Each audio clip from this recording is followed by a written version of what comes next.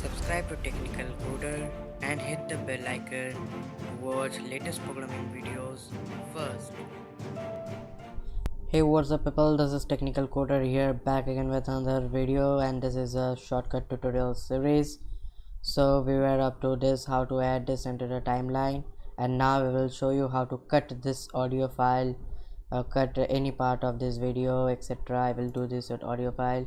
First select this audio file, drag the cursor where you want to cut. I will cut up to this here, and then hit this button, this split, these two files. Select this one, you can see is the two file cutted, and now select this file and press delete on your keyboard, and here you can see,